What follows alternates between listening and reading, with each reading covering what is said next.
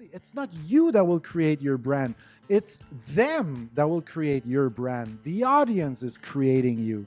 You can come up with your core value, you can expose them, you can repeat your message over and over and over. Great. But the brand is created by the crowd, not by the company. Constructing your life is about much more than just building a bank account. Each week, join mindset coach Austin Linney as he interviews guests who are constructing their dream lives and impacting the world around them on a daily basis. If you're an entrepreneur or wanting to start a business, or you just want to hear motivating stories of how others have overcome the odds, you are in the right place. And now for your host, Austin Linney. Guys, welcome back to Construct Your Life. Mark is laughing because I can go. I'm 9 miles over here, and I bring it right back. We're going to start a podcast episode. Hey, the guy literally. Wait, Austin. We need to explain something to the audience. You literally press record in the middle of a sentence. It's okay. I'm ready. I don't mind. But you said, "All right." So that guy, boom, 5, 4, 3, 2, 1, recording. All right. So, Austin, what do we talk about today? So what we're going to talk today about is dude, the difference. This is a tricky one. This is a tricky one. What is the difference between marketing and branding, and are they the same thing? And I have even a sub conversation for this. Wow. There are talk out there that even its own marketing department at a certain scale should have 2 marketing departments within one. Okay. Because there's short-term marketing and then there's long-term marketing, which could be labeled as branding. Yeah. But branding is an overall umbrella that could house multiple services. Yeah. And then there's marketing in each vertical of those services. Yes, exactly. Okay, so branding, that's a curveball for sure, but I'm gonna try to pull it off. Austin, I can keep going. Warn me before. So no, I get ready. Take a couple minutes. Couple minutes. Look, no need. Listen, there's no straight answer to this, Austin. It doesn't exist. All right, there's no black on. I wish there was a black on white answer, and I wish that branding and marketing were not overlapping each other. I wish it was so crystal clear, but it's not, and it's getting even less clear as we move into modern marketing, right? Mm-hmm. How about we take it simple for the audience? All right. How about we just talk about branding for now? Okay. Perfect. Let's try to agree together on what branding is. Right. Okay. I always say that branding is more of a gut feeling, right? It's more of a gut feeling that you have towards, a product or a person or whatever. The branding it includes the missions, the core value, what the company stands for, But basically, branding is a gut feeling. Nike, just do it. If you see just that in your head, you want to step outside and start running. You want to step outside and go basketball. Just do it applies to professional athletes and apply to Samantha that runs once a week and is overweight. Just do it, right? So this is branding, right? What marketing does is it's gonna take that unique identity, right? And it's gonna with different tools or channels or strategies, it's gonna promote those core values. All right. Mm-hmm. So if at the base you haven't done the branding work, you're screwed. And believe me, I'm into project that I don't even know why I'm in the project, because the initial branding work have not been done. It's just not done. And we're conducting marketing campaign on something that has no foundation, right? That to me is also the biggest difference between marketing and advertisement, for example, right? We're going to take an example. For example, like I'm a podcast producer, right? Sometimes I feel ashamed of it, sometimes no, but I don't take care of my own marketing. I'm so freaking sorry. Yeah. You know why? Because I don't need to yell that I'm a good podcast producer. I don't need to have an Instagram account full of 5 tips to be a better podcaster. What you didn't think, I don't need that. Because people naturally come to me and say, hey man, I've heard you're a podcast producer. People know. It's word of mouth. I grow through my client. I don't need, it's better to do it, of course, but I don't need to invest a ton of time and energy in my own marketing because the word is spreading around. And people reach out to me and say, I've heard you're a podcast producer, rather than me yelling at them, I'm a podcast producer, hire me, hire me, hire me. It's the opposite.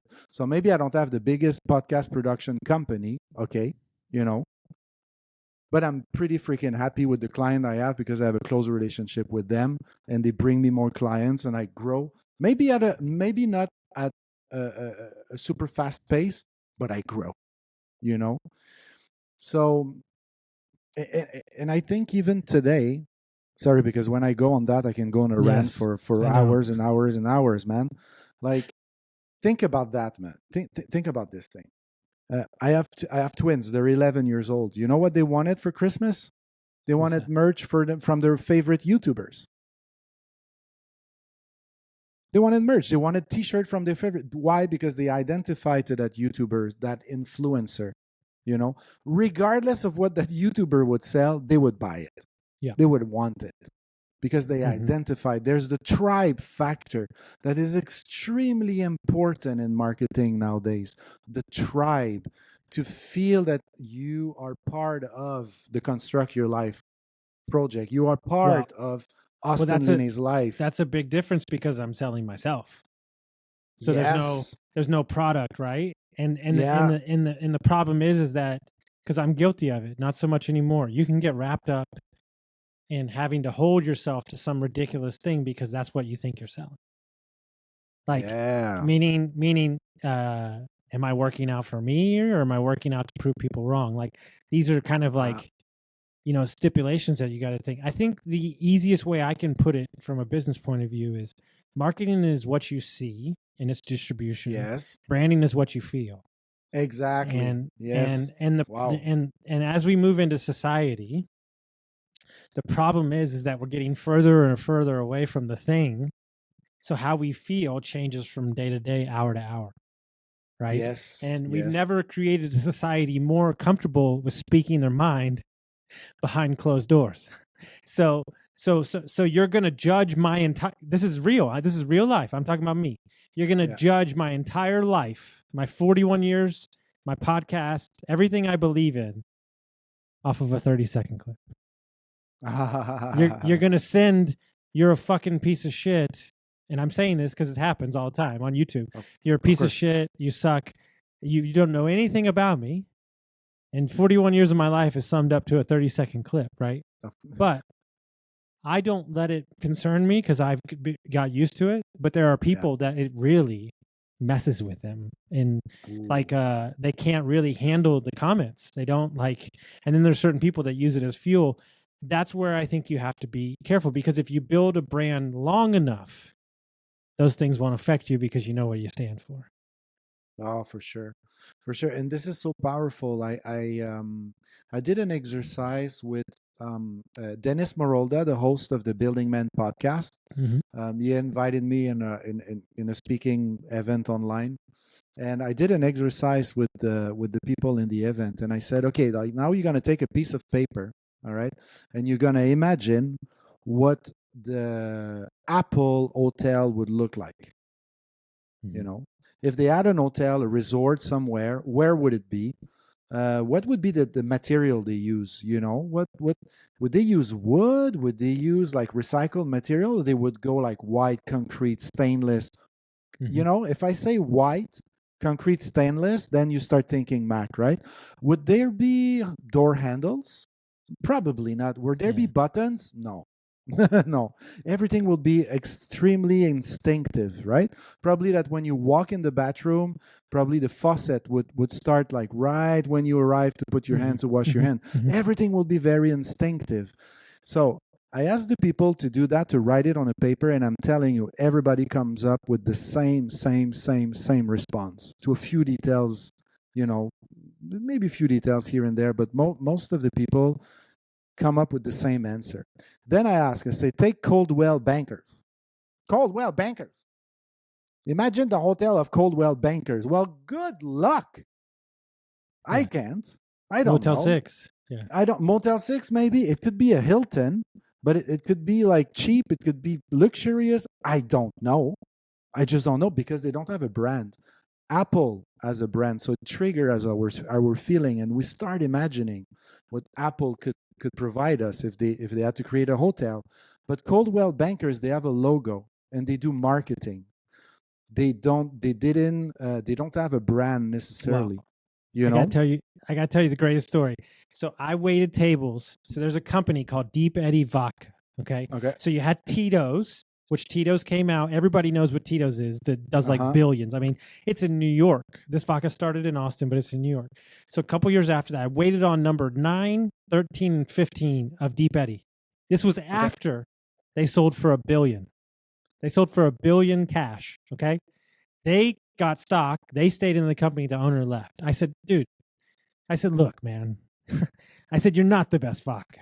I said, everybody knows that. I mean, this is what I did for a living. I was like, you had a flavor that hit, ruby red grapefruit. It hit, and you were off to the races. And they were making sweet tea vodka. I said, tell me how you did it. I was like, because you're not the best vodka. And they go, well, we had a plan in the first 5 to 7 years that every music event and every sporting event we were going to be at. And we were going to give away free booze, and we were going to be there, and they were always going to see us. And they became the fun vodka. They became the I go out vodka. Tito's is a little highfalutin. You're in a nice restaurant. It's a little more at your house. But if it was an event, Deep Eddy was there, and that's how they built their brand. Can I ask you again, because it's an important thing, how many years did it took them? Okay, and you said 6, 7 years, I think, until they got to like... that was the start. And then what happened was is they came up, I don't know where they got it. It was just regular vodka. And they came up with a sweet tea vodka that took off.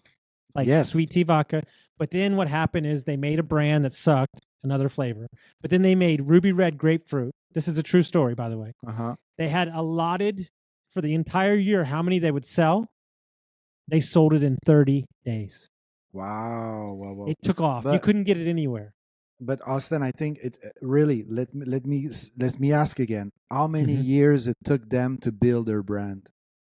8 to 10, easy. Okay, so for all those folks out there that reach out to folks like me and ask me, create me a brand, I'm like, no. I'm gonna listen to you. I'm gonna create a logo. I'm gonna create a sort of brand identity, but the rest is on you, my friend.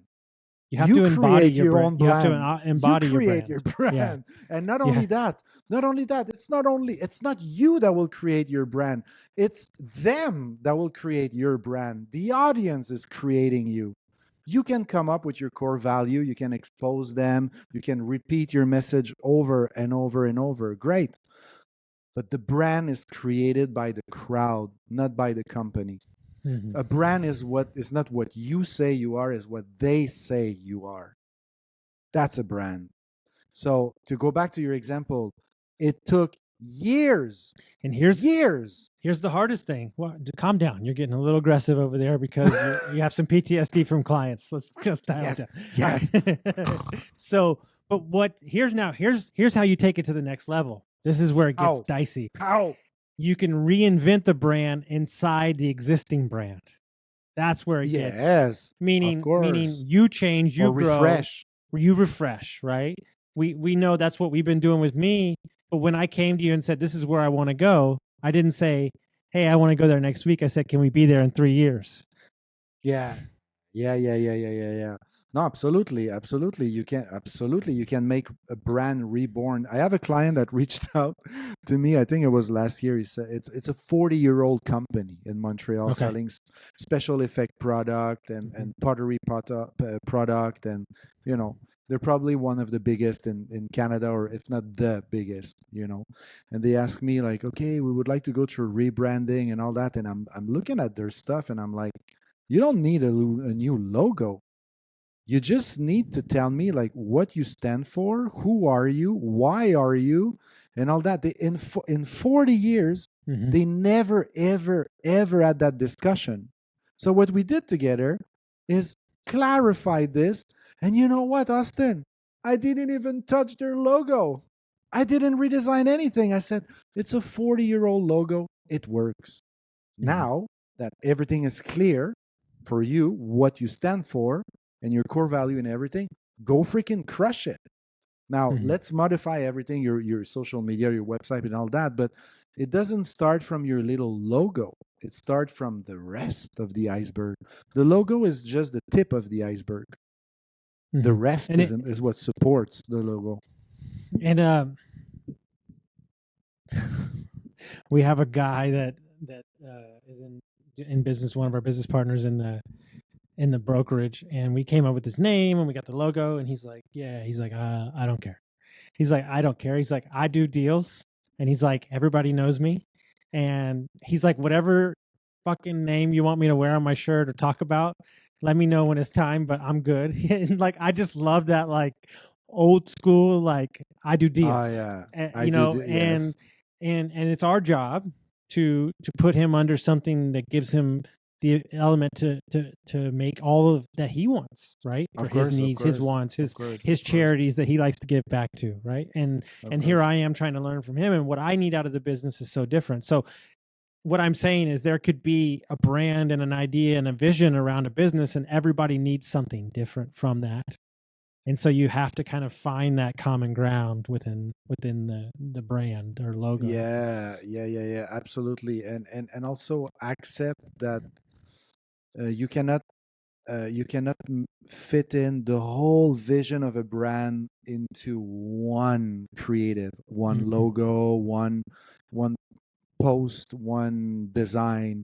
It's the accumulation of all those little action that will create the brand. It's the accumulation of the small marketing effort that down the road create the brand. And again, let me say it again. You, as a business owner, you don't create your brand. They create it for you. That's super important. That's why reviews are so important, Austin. You know, as a CEO of Deets, you had to be aware of that. Reviews are keys, man. Why? No, because the review build the brand. Because the brand is what they say it is. 1000%. 1000%. You know, I couldn't have said it better myself. Guys, send us out to a friend, share it, rate us and review us, and we'll see you next time. Guys, let me take a minute to tell you about my buddies over at Lead Hub, Ben and Aaron, the best humans I know. Not only are they amazing at marketing for trade companies, but Ben started his HVAC company in his garage, sold it for multi-million dollars. So when this guy talks, I listen. When we took over Deets Mechanical, we had 22 reviews in 22 years. In 7 short months, we went from 22 reviews to 107. We went from a 4.2 to a 4.7. We tripled our Facebook presence and we tripled our calls.